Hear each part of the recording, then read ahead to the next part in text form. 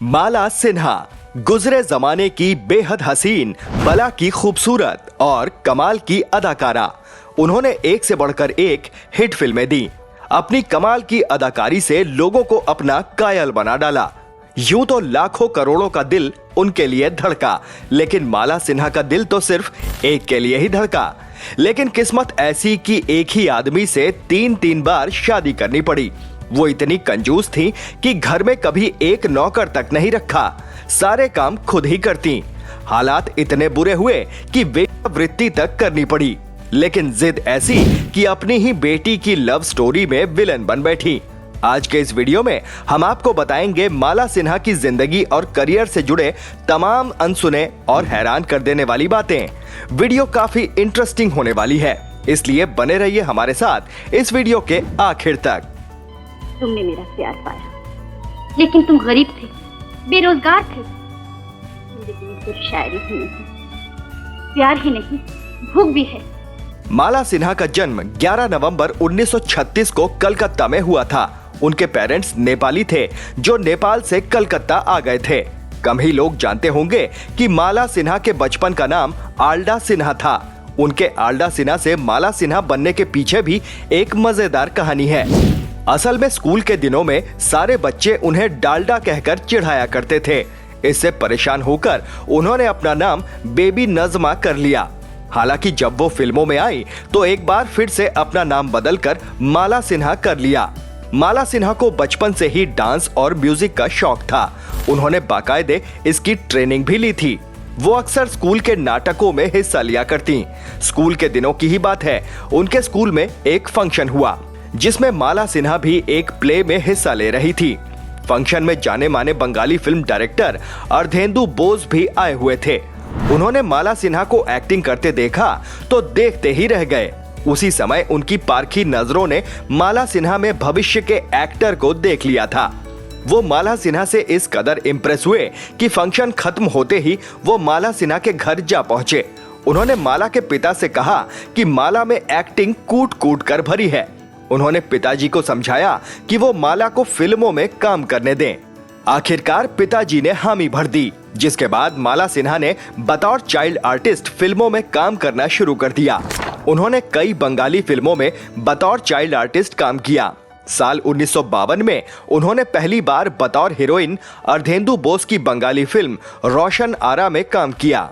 माला सिन्हा का एक बंगाली फिल्म की शूटिंग के लिए बंबई जाना हुआ। इसी दौरान उनकी मुलाकात गीता बाली से हुई। तब तक गीता बाली एक बड़ी स्टार बन चुकी थी। गीता माला से इंप्रेस हुई। उन्होंने माला को फिल्म डायरेक्टर केदार शर्मा से मिलवाया। हालांकि केदार शर्मा ने उन्हें अपनी अगली फिल्म रंगीन रातें की हीरोइन के किरदार के लिए सिलेक्ट कर लिया, लेकिन बॉलीवुड में ये उनकी पहली फिल्म नहीं थी। माला सिन्हा ने साल 1954 में फिल्म बादशाह से बॉलीवुड में डेब्यू किया। हालांकि उनकी शुरुआती कई फिल्में फ्लॉप साबित हुईं, लेकिन उनकी खूबसूरती और एक्टिंग ने लोगों का ध्यान जरूर खींचा। कम ही लोग जानते होंगे कि माला सिन्हा एक ट्रेंड सिंगर भी थीं। वो अक्सर ऑल इंडिया रेडियो के लिए गाने भी गाया करती थीं। इसके बावजूद फिल्म इंडस्ट्री ने कभी भी उनके इस हुनर का इस्तेमाल नहीं किया। हैरानी की बात है कि अपने पूरे करियर में माला सिन्हा ने केवल एक फिल्म के लिए एक गाने को ही अपनी आवाज दी है।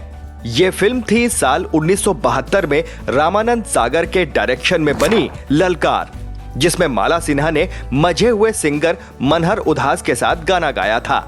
हालांकि माला सिन्हा ने हमेशा सिंगिंग पर एक्टिंग को ही तरजीह दी।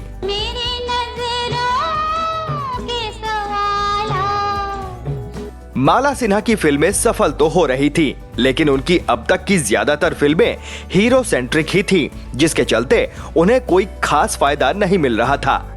लेकिन आगे एक कालजयी किरदार उनका इंतजार कर रहा था। एक्टर, डायरेक्टर, प्रोड्यूसर गुरुदत्त की पारखी नजरों ने माला सिन्हा के अंदर छुपे एक्टिंग टैलेंट को परख लिया था। उन्होंने अपनी फिल्म प्यासा के लिए माला सिन्हा को साइन कर लिया। हालांकि पहले ये रोल मधुबाला को ऑफर किया गया था। इस फिल्म में माला ने मीना सिन्हा का कालजयी किरदार निभाया। ये फिल्म उनके करियर के लिए टर्निंग पॉइंट साबित हुई। इस फिल्म से माला सिन्हा अव्वल दर्जे की हीरोइनों की लिस्ट में शामिल हो गईं। दिल को फिर से बेचैन करने के लिए दोबारा क्यों चलाया मेरी जिंदगी में? इसके बाद उन्होंने एक के बाद एक तमाम सुपरहिट फिल्में दी। धूल का फूल, बहुरानी, जहां आरा, हिमालय की गोद में फिल्मों के लिए उन्हें बेस्ट एक्ट्रेस के फिल्म फेयर अवार्ड के लिए नॉमिनेट भी किया गया, लेकिन अफसोस कभी जीत नहीं सकी। हैरानी की बात है कि उन्होंने तमाम फिल्मों में अपनी एक्टिंग का लोहा मनवाया, लेकिन कभी उनकी परफॉर्मेंस को अवार्ड के लायक नहीं समझा गया। बॉलीवुड में सफलता मिलने के बाद भी माला सिन्हा ने बंगाली सिनेमा नहीं छोड़ा। 70 के दशक तक वो बांग्ला फिल्मों में लगातार काम करती रहीं। माला सिन्हा की लव स्टोरी एकदम अलहदा है। असल में उनके माता पिता दोनों नेपाली थे, इसलिए वो अक्सर नेपाल जाया करती थी। जब वो बॉलीवुड में कामयाबी के ऊंचे पायदान पर थीं, तब नेपाली सिनेमा से भी उनके लिए ऑफर आने लगे। साल 1966 में वो नेपाली फिल्म मैती घर में नजर आईं। हालांकि अपने पूरे करियर में उन्होंने इसी इकलौते नेपाली फिल्म में काम किया था, लेकिन इस एक फिल्म ने उनकी लाइफ हमेशा हमेशा के लिए बदल दी थी। असल में इस फिल्म में उनके हीरो थे नेपाल के रियल एस्टेट कंपनी के मालिक चिदंबर प्रसाद लोहानी। इन्हें लोग सीपी के नाम से जानते थे। शूटिंग के दौरान ही सीपी माला सिन्हा को अपना दिल दे बैठे, लेकिन वो इजहारे मोहब्बत नहीं कर सके। शूटिंग खत्म हुई तो माला सिन्हा वापस बंबई लौट आई। वो तो वापस लौट आई, लेकिन उनका दिल नेपाल में ही रह गया। आखिरकार माला सिन्हा को एहसास हुआ कि उन्हें सीपी से प्यार हो गया है। उन्होंने अपने दिल का हाल एक खत में लिखकर सीपी को भेज दिया। इसके बाद मुलाकातों का दौर शुरू हुआ। दोनों के लिए अब एक पल के लिए भी दूर रहना मुश्किल था। आखिरकार दोनों ने शादी करने का फैसला कर लिया, लेकिन मंजिल इतनी आसान भी नहीं थी। दोनों के माता पिता तो शादी के लिए तैयार थे, लेकिन पेच इस बात पर फंस रहा था कि शादी किस रीति रिवाज से की जाए। आखिरकार काफी जद्दोजहद के बाद इस समस्या का हल भी निकला। माला सिन्हा को एक ही शख्स से 3 बार शादी करनी पड़ी। पहले माला और सीपी ने ईसाई धर्म के हिसाब से क्रिश्चियन वेडिंग की, फिर हिंदू रीति रिवाज से 7 फेरे लिए और आखिर में कोर्ट मैरिज की। साल 1968 में दोनों शादी के बंधन में बंध गए, लेकिन शादी से पहले सीपी ने माला सिन्हा के सामने एक ऐसी शर्त रख दी थी जिसे एक्सेप्ट करना माला के लिए लगभग नामुमकिन था। लेकिन माला अपने दिल के हाथों मजबूर थीं। वो हर हाल में चिदंबरम प्रसाद की होना चाहती थीं। मोहब्बत की राह पर चलने वालों की तकदीर में प्यार की हरियाली नहीं, कांटों भरा रास्ता होता है। शर्त यह थी कि शादी के बाद माला फिल्मों में काम नहीं करेंगी। माला ने इस शर्त को एक्सेप्ट भी कर लिया। दोनों की शादी भी हो गई, लेकिन एक्टिंग माला सिन्हा के रग रग में भरी थी। वो ज्यादा दिन खुद को फिल्मों से दूर नहीं रख सकी और दोबारा फिल्मों में लौट आईं। अपने बिजनेस के चलते लोहानी ज्यादातर नेपाल में ही रहते थे, जबकि माला को बंबई में ही रहना पड़ता था। हालांकि इन दूरियों का उनके रिश्तों पर कभी कोई असर नहीं पड़ा। जब माला सिन्हा अपने करियर के चरम पर थी, तभी उन्होंने एक ऐसा सनसनीखेज खुलासा किया जिसने फिल्म इंडस्ट्री में भूचाल ला दिया। उनके फैंस उनसे नफरत करने लगे। उन्हें तमाम फिल्मों से बाहर कर दिया गया।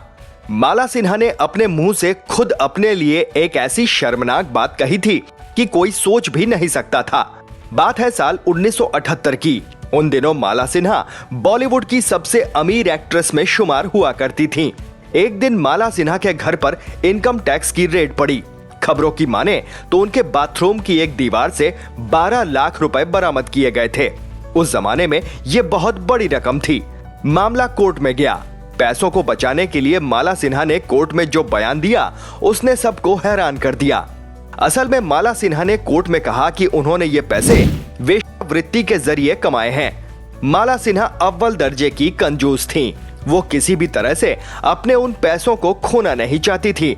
खबरों की माने तो माला सिन्हा ने यह बयान अपने वकील के कहने पर अपने पैसों को बचाने के लिए किया था। इस बयान ने उनकी इमेज और करियर हमेशा हमेशा के लिए बर्बाद कर डाला। उन्हें फिल्मों से निकाल दिया गया। कुछ एक फिल्मों में दिखी भी तो बस कैरेक्टर रोल में। धीरे धीरे वो फिल्मी चकाचौंध से दूर हो गईं। इसी साल उनके पति का निधन भी हो गया। अपने पूरे करियर में माला सिन्हा ने एक से बढ़कर एक किरदार निभाए, लेकिन उन्हें कभी अवार्ड के लायक नहीं समझा गया।